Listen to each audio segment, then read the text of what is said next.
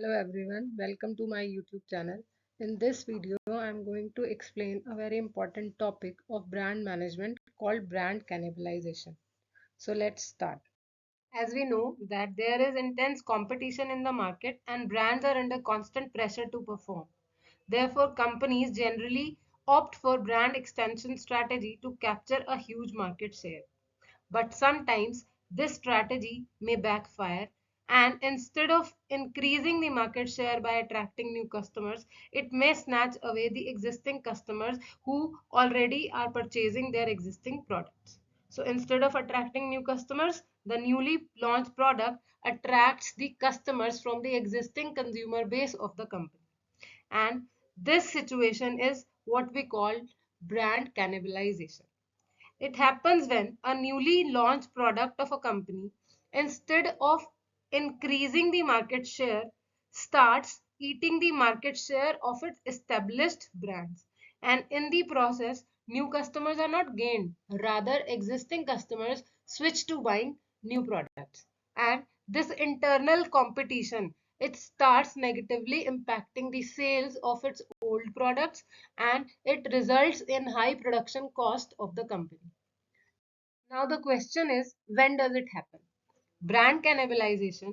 A company may experience brand cannibalization when the newly launched product shares a common consumer base with the existing ones, or when the newly launched product and the existing products are similar, and when the price of newly launched product is lower than the price of the existing ones. So if these are the conditions, then a company may experience brand cannibalization.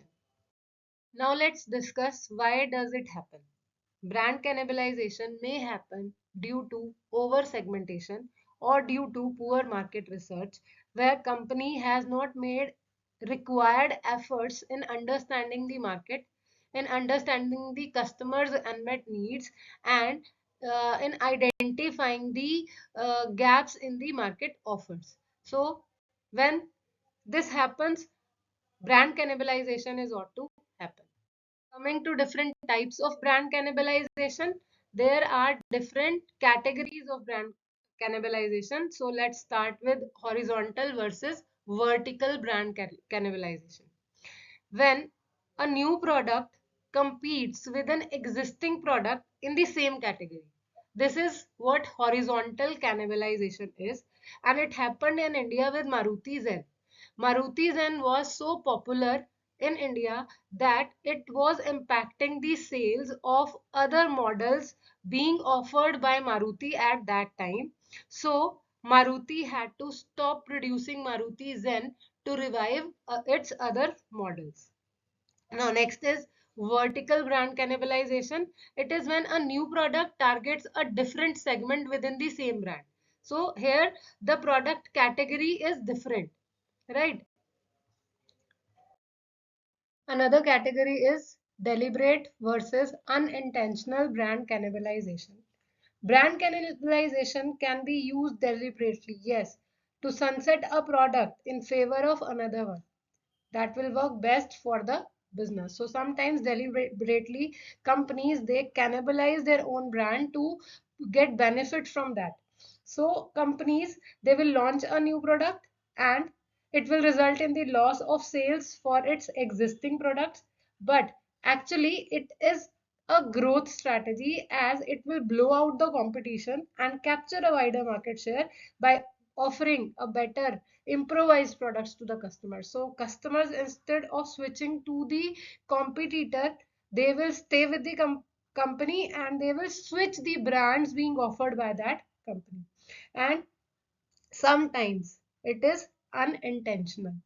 Unintentional brand cannibalization is unexpected loss in the sales of the existing product due to introduction of a new product in the same product line. So here, in unintentional brand cannibalization, companies are not expecting that a new product will eat up the market share of its existing products. They are launching a new product to capture the wider market share, but actually what happens is that instead of increasing the market share, the new product starts eating the market share of its existing products. So this is unintentional uh, brand cannibalization. We will discuss the examples of these types of brand cannibalization in our later slides. Brand cannibalization is said to be a double-edged sword because as a deliberate brand cannibalization, it is a growth strategy being adopted by the firms to capture a larger market share by offering an improvised products to the customers, and this way the company is able to retain their existing customers and acquire new customers, and their market share keep on increasing.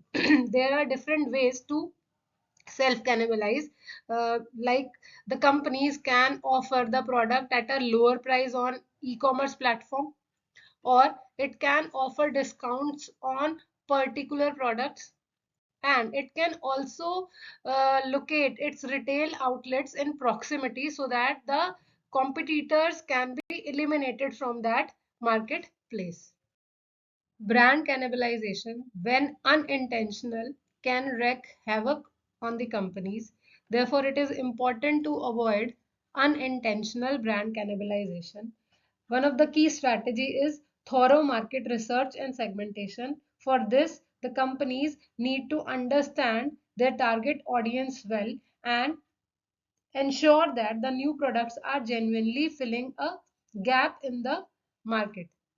Another strategy is to offer complementary products. The companies should launch new products in such a way that they complement the existing products rather than creating a direct competition for them. Then the companies should also go with cross brand promotion.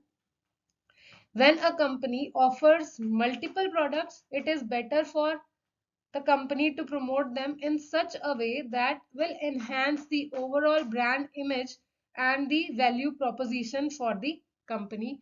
And the companies should regularly monitor their sales, and they should regularly calculate the cannibalization rate.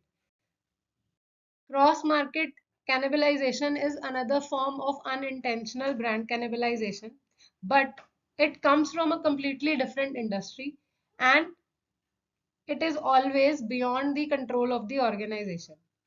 And the major reason behind cross market cannibalization is some technological advancement or disruptions. For example, smartphones, they ate away the markets for digital camera, music player, calculators, and wristwatches, right? Now let's discuss the impact of unintentional brand cannibalization. The major impact is that it will erode the market share.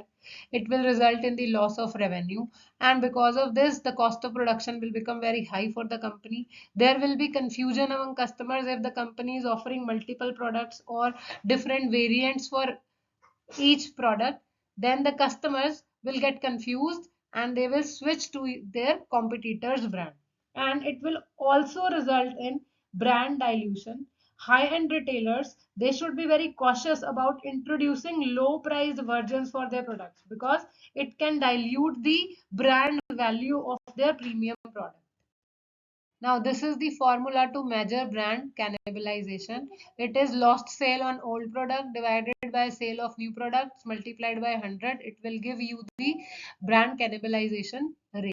Now, let's discuss some examples of brand cannibalization. Steve Jobs has rightly said that if you don't cannibalize yourself, someone else will. Yes, for decades, Apple is proactively self-cannibalizing itself to improve its products and to prevent other tech companies from dethroning the brand. It started in 2007 when iPods were at the height of their popularity, and just then Apple released iPhones, knowing fully that iPhones would render iPods useless. Even then, Apple took the risk and changed the landscape of the mobile phone industry. This move resulted in diminished sales for iPods, but iPhones attracted a huge market share, that too at a very premium price. And every year, Apple launches new iPhones model that make the existing iPhones less attractive. Yet, Apple is the undisputed market leader. Coca-Cola is the another example. In 2006, the company launched a new product, Coke Zero, in the UK market.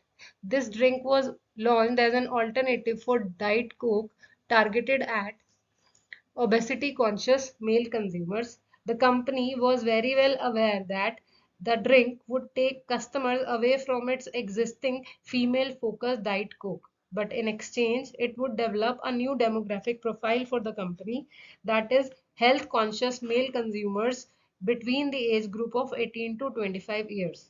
This move resulted in steep sales growth for the company. Coke Zero was a huge success, obviously by taking sales away from other offerings of the company.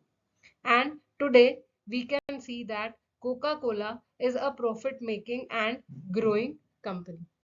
The next example is of Kodak, but unlike Apple and Coca-Cola, Kodak's market cannibalization was not intentional. In 1994, Kodak introduced its first economy brand camera called Kodak Funtime, and this was launched to compete against other low-cost competitors.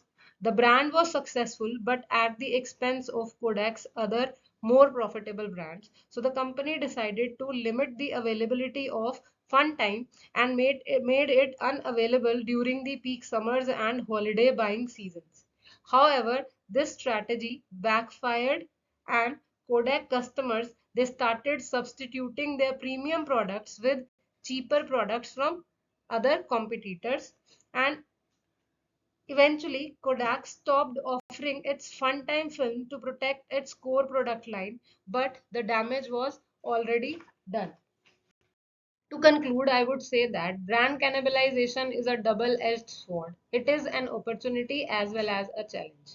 If done strategically and with caution, product cannibalization can be beneficial for a company's growth and competitiveness, as we have seen in the case of Apple and Coca-Cola.